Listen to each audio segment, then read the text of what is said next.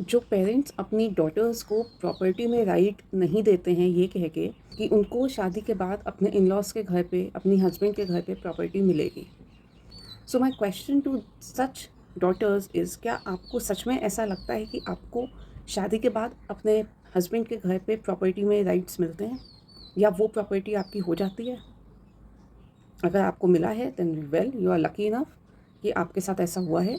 क्योंकि जहाँ तक मैं जानती हूँ, जिस प्रॉपर्टी को लोग कहते हैं कि वो शादी के बाद जहाँ जाएगी वहाँ पे उसकी प्रॉपर्टी होगी, उसको अपने पेरेंटल होम में प्रॉपर्टी नहीं दी जाती है इसलिए। तो उन लोगों से मेरा ये क्वेश्चन है कि आप being parents of your own daughter जाके उसके साथ रहिए, वो तो उसकी प्रॉपर्टी है ना। एंड अगर वो उसकी प्रॉपर्टी है तो फिर उसे ना अपने हस्बैंड से पूछने की नीड है, ना अपने इन लॉज से पूछने की नीड है कि वो कब किसको बुला रही है घर पे, कौन उसके साथ परमानेंटली रहेगा। रिमेंबर, मैं यहाँ पे पेरेंट्स को एक दो दिन के लिए जब वो आते हैं एज गेस्ट, मैं उसकी बात नहीं कर रही हूँ। आई एम टॉकिंग जब पेरेंट्स आपके साथ परमानेंटली आके रहने लगें, जैसे आप अपने इन लॉज के यहाँ पे रहते हैं ना, एंड आपका हस्बैंड आपसे नहीं पूछता है कि मैं अपने पेरेंट्स को अपने साथ रखूँ कि ना रखूँ। एंड देन इसका ऑपोजिट ही होता है इनफैक्ट, कि वो उस चीज़ को अपना राइट समझता है कि मेरे पेरेंट्स की तो ओल्ड एज हो गई है ना, वो मेरे साथ नहीं रहेंगे तो कहाँ रहेंगे, क्योंकि वो उसका राइट है उस घर में। एंड अगर आपका भी राइट है उस घर में तो फिर आपको भी किसी से, ना अपने हस्बैंड से ना अपने लॉस से, किसी से पूछने की नीड नहीं। आप भी अपने पेरेंट्स को रखिए अगर सच में आपको प्रॉपर्टी का राइट मिल रहा है तो। क्योंकि प्रॉपर्टी का राइट मिल जाना क्या है, इसका मतलब क्या है कि वो प्रॉपर्टी आपकी है। समझ, मतलब जैसे आप एक प्रॉपर्टी बाहर खरीद रहे हो अपने पैसों से, उतना ही राइट आपका अपने हस्बैंड की प्रॉपर्टी पे मिलता है। बट क्या वो सच में मिलता है? मैंने तो आज तक कोई केस नहीं देखा जिसमें वाइफ अपने हस्बैंड से पूछे बिना अपने पेरेंट्स को परमानेंटली अपने साथ रखे हो, या अपने सिबलिंग्स को रख लिया हो, या अपने सिबलिंग्स की फैमिलीज रख ली हो if such a situation arises. नहीं होगा।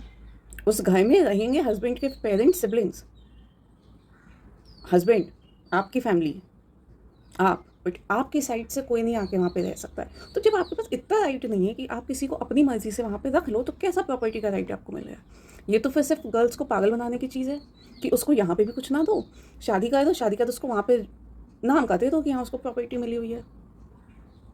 अगर इतनी सच में प्रॉपर्टी मिल रही होती तो डिवोर्स के केसेस में गर्ल्स को कोर्ट केस ना करना होता प्रॉपर्टी राइट्स को लेने के लिए, एलुमिनी के लिए।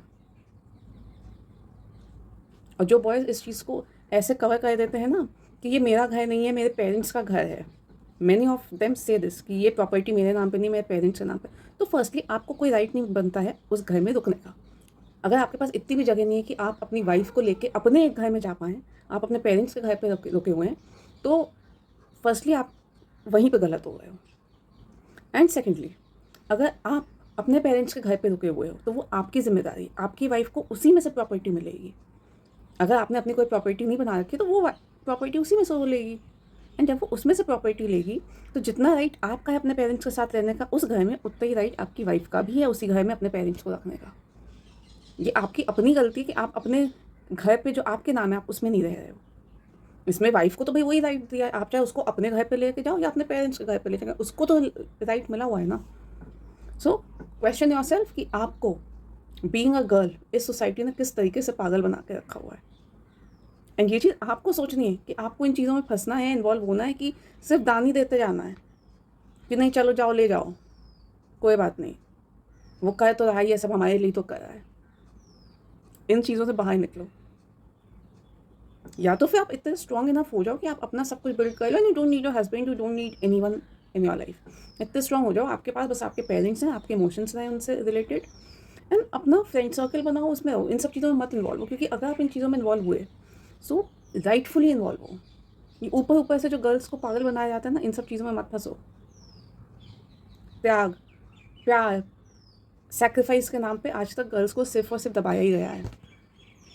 अपने राइट्स पहचानो, उनके लिए खुद आवाज़ बनो, कोई नहीं आएगा, क्योंकि यहाँ सबको अपने चीज़ें ही बहुत प्यारी हैं। वो आपके लिए कोई नहीं आएगा बोलने, आपको अपने लिए खुद ही बोलना है। और कभी भी किसी की बातों में मत आओ। आपको लॉ ने राइट दिया है, हस्बैंड के घर पे भी दिया है, अपने पेरेंट्स के घर पे भी दिया है।